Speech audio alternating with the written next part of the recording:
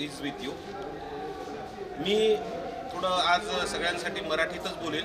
सगळ्यांनी इंग्लिशमध्ये हिंदीमध्ये बोलले असेल, परंतु मी मराठीला प्रिफर करून बोलतो आहे, कारण मला माझ्या भावना कॉलेजबद्दलच्या तशाच या कॅम्पसबद्दल तुम्हाला सर्वांना सांगायचं आहे की माझं नाव प्रवीण रामदास सातव। मी बेसिकली 12वी नंतर या ठिकाणी प्रथम वर्ष संगणक अभियांत्रिकीला प्रवेश घेतला। आता त्यावेळेला 1983चं कॉलेज एस्टॅब्लिशमेंट आहे। 96ला जेव्हा मला ॲडमिशन घ्यायची होती त्यावेळेला बरेचसे ऑप्शन्स माझ्याकडे नव्हते। By what I can say की लकीली मला इथे माझं भविष्य घडणार होतं असं मला वाटतं।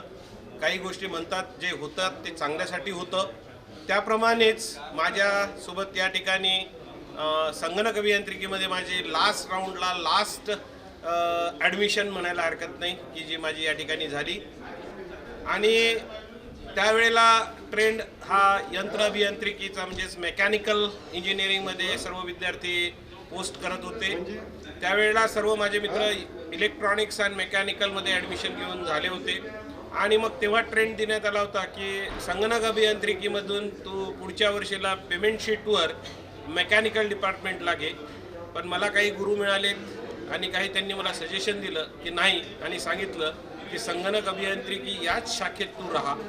का राहा, कशासाठी राहा ते आज मला दिसते आहे।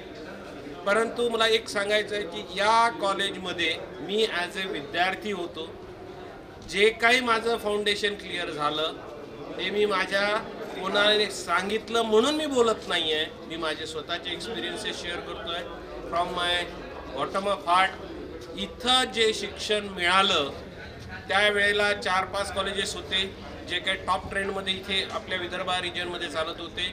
त्या रिजनमधून पुसद या इंजिनिअरिंग कॉलेजचं रेप्युटेशन त्याच पद्धतीचं होतं। काल बऱ्याच जणांनी म्हटलं की इनकल्केट केल्या जातं, हे केल्या जातं, परंतु इथे करवून घेतल्या जातं।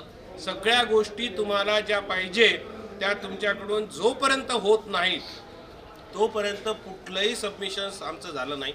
मला एक उदाहरणार्थ सांगायचं आहे। आम्हाला त्यावेळेला मिनी प्रोजेक्ट नावाचा कन्सेप्ट होता। मिनी प्रोजेक्टमध्ये मी 8 कन्सेप्ट इम्प्लिमेंट केले, परंतु त्या 8 कन्सेप्ट नंतर मला अजून एक मॉडिफिकेशन मिळालं की जोपर्यंत ते होत नाही तोपर्यंत तुमचा प्रोजेक्ट मी सबमिशन करून घेत नाही।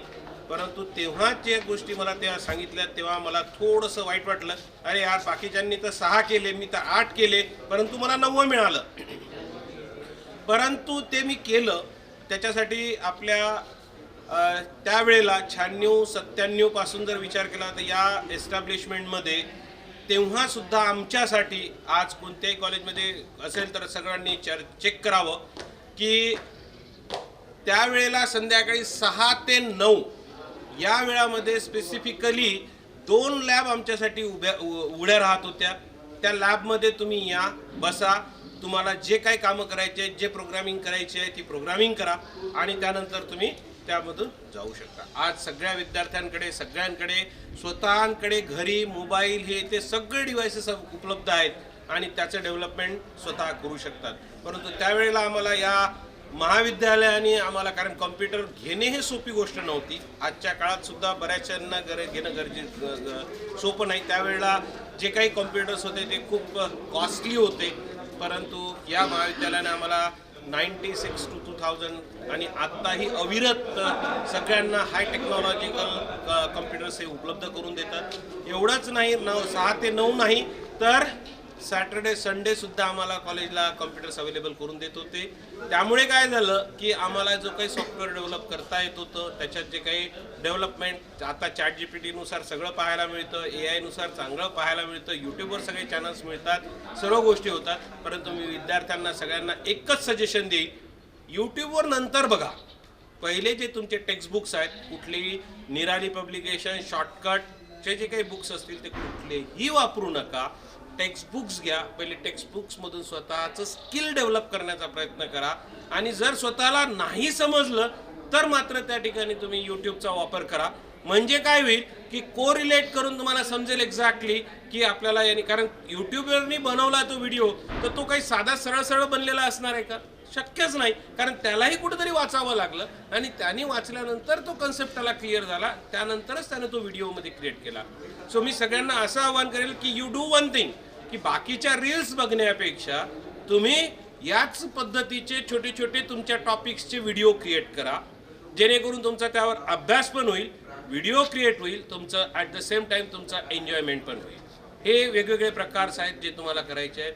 आम्ही आणि सगळ्यांना सांगायचं आहे की सगळ्या ब्रँचच्या विद्यार्थ्यांनी गेट एक्झामिनेशनचा करिक्युलम जो आहे तो 101% केलाच पाहिजे. मी वापरतोय कारण काय आहे की जर तुम्हाला पुढे टेक्निकल स्किल्स डेव्हलप करायचे असतील, टेक्निकल एक्झामिनेशन्स द्यायचे असतील, कंपनीच्या असो की गव्हर्नमेंटच्या असो, त्या ठिकाणी तुम्हाला फक्त आणि फक्त गेट सिलेबसच वापरला जातो.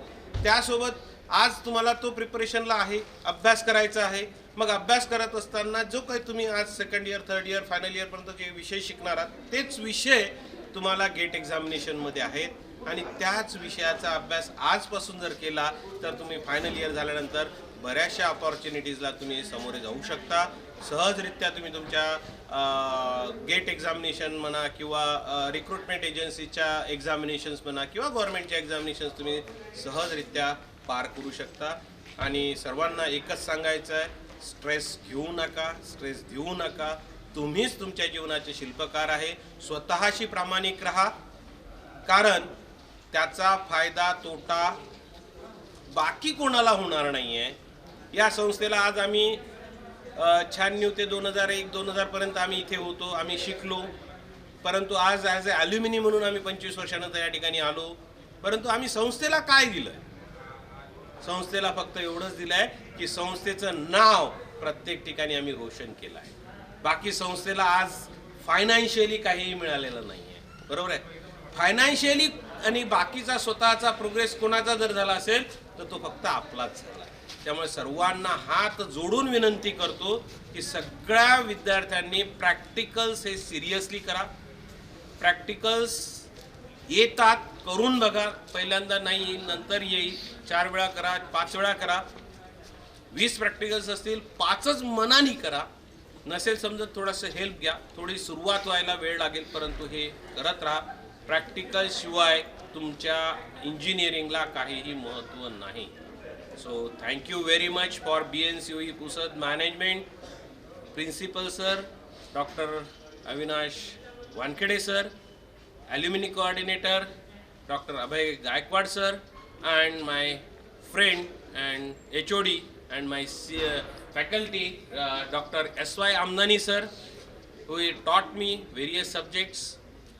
Suresh Asole sir, he is my classmate and we did job here also. So as a Vidyarthi, as a faculty members in this institute, so I recommend every student, this is a best college in the world for me, as what I have learned at that time. So thank you very much for